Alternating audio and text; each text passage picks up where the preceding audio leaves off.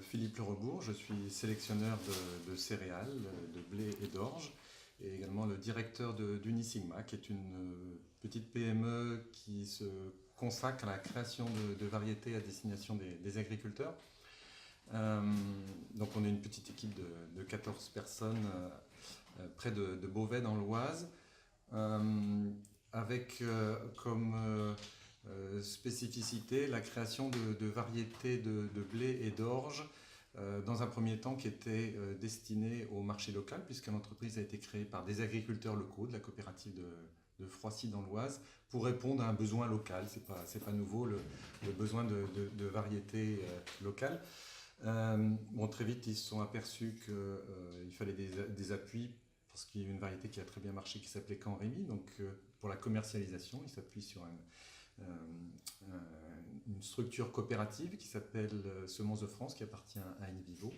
Et puis également, au niveau de la création variétale, il y a beaucoup de travaux de recherche qui doivent être menés. Donc, il y a une autre structure qui fait partie du GIE Unisigma, puisqu'on fonctionne en GIE, donc qui est l'Imagrin, qui nous aide sur les aspects plus scientifiques pour la création de ces variétés, notamment le marquage moléculaire. Notre travail de sélectionneur, c'est de cumuler des gènes de résistance dans un même génotype qui va être mis à disposition de l'agriculteur. L'important pour nous, c'est d'arriver à satisfaire l'agriculteur, mais également satisfaire les besoins de la société, aussi bien environnemental qu'au niveau qualitatif. Si on parle par exemple de l'orge, l'orge c'est pour faire de la bière, principalement en France. Donc on passe de l'orge au malt et puis à la bière. Donc à chaque étape, il faut répondre aux contraintes des producteurs agriculteurs, des malteurs qui vont transformer l'orge en malt, et ensuite des malteurs qui vont utiliser ce malt pour faire de la bière. À toutes ces étapes-là, il y a des contraintes techniques ou de process qui font qu'il faut des variétés qui sont adaptées à tout le monde. Mais il y a une autre contrainte, c'est qu'il faut que ça plaise aux consommateurs. Et puis maintenant, une nouvelle contrainte qui est respect de l'environnement. Donc à ce sujet-là, on vient de créer une variété qui s'appelle Margot, qui est une orge brassicole, qui a la spécificité d'être tolérante à un virus, qui s'appelle le virus de la jaunisse nanisante de l'orge. C'est-à-dire que quand la variété a ce virus, elle est nanifiée, elle va pousser sur 30 cm au lieu de pousser sur 1 mètre. Et évidemment avoir beaucoup moins de grains et de moins bonne qualité qu'une variété qui serait saine.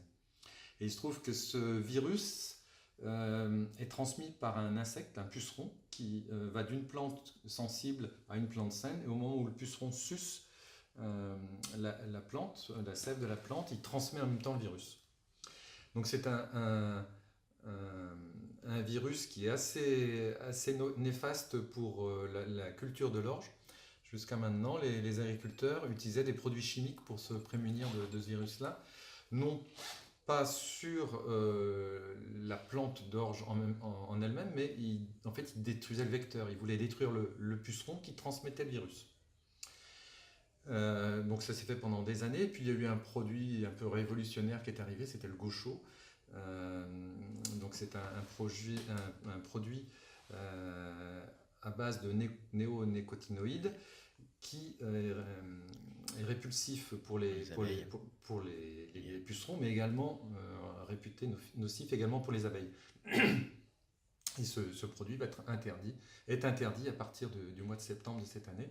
Et il se trouve qu'on avait dans nos travaux de sélection une variété qui était résistante à ce virus et qui est en cours de développement actuellement. Elle est sur le marché, mais pas encore recommandée par la brasserie et malterie, parce qu'il faut des tests industriels qui sont en cours pour le moment pour reconnaître la valeur technologique de la variété avant de la mettre en bouteille pour faire de la bière. Par exemple, ils vont tester, voir si le malt de cette variété filtre bien, parce qu'il y a d'énormes variations entre variétés en temps de filtration. Donc ça peut être plusieurs minutes perdues dans le process de fabrication des canettes si le malt répond mal à certains process. Donc la variété Margot est en cours de test et on espère bien que ce sera positif.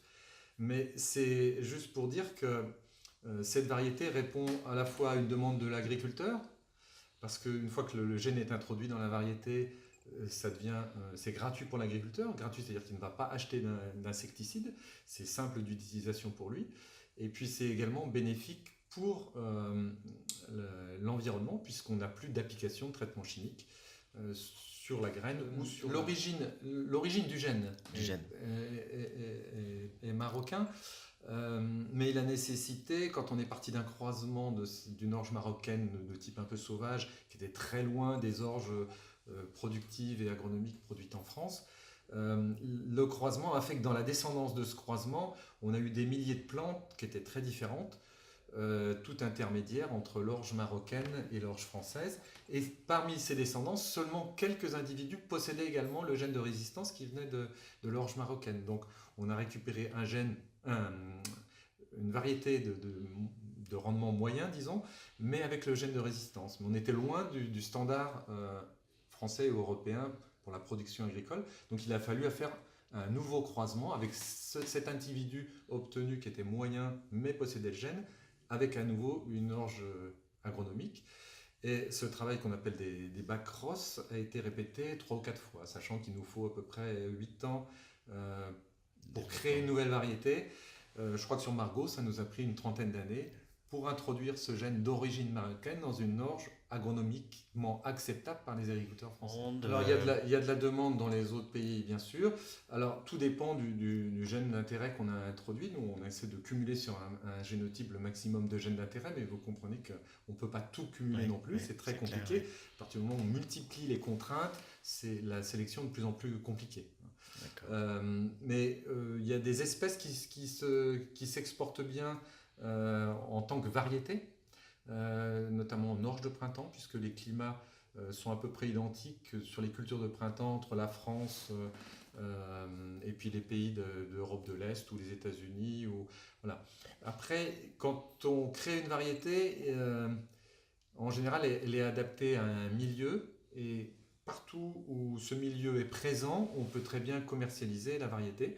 Alors ça se fait par l'intermédiaire de correspondants qu'on a dans d'autres pays, où on peut échanger. D'ailleurs, en général, une variété qu'on va confier à quelqu'un qui fait le même métier que nous dans un autre pays, en échange, on va recevoir de sa part des variétés qui sont potentiellement adaptables en France, et donc on va sélectionner parmi ce matériel génétique qui nous arrive de l'étranger ce qui nous paraît le plus adapté aux conditions françaises. Donc il y a effectivement un échange génétique entre pays. Unisigma est une petite PME, donc on travaille de gré à gré avec nos homologues étrangers. Des entreprises de plus grande importance ont eux-mêmes constitué des filiales dans différents pays et testent des créations variétales d'un pays dans un autre pays. Et il y a souvent beaucoup de déchets, parce que quand on dit on cumule des gènes de résistance ou des gènes d'intérêt sur une variété, il y a aussi beaucoup de variabilité des parasites. Le parasite qui va attaquer les feuilles, donc que ce soit des rouilles ou jaunes ou brunes ou de la septoriose, enfin, il y a des multitudes de parasites qui peuvent attaquer une espèce. C'est pas les mêmes, ils sont mouvants, ils sont même en continuelle mutation eux-mêmes, les parasites, les champignons, tout ça, ça bouge beaucoup. Donc le travail de sélection, c'est s'adapter en permanence aux contraintes du moment sur un lieu. C'est pour ça que les variétés se renouvellent quand même relativement rapidement, parce que les contraintes sont souvent variées en fonction des années climatiques qui peuvent changer aussi, en fonction des parasites qui peuvent attaquer. Si on change un peu le climat, c'est plus la rouille brune qui va attaquer que la rouille jaune, etc. Donc on est en perpétuelle recherche d'adaptation des variétés à l'évolution de l'environnement.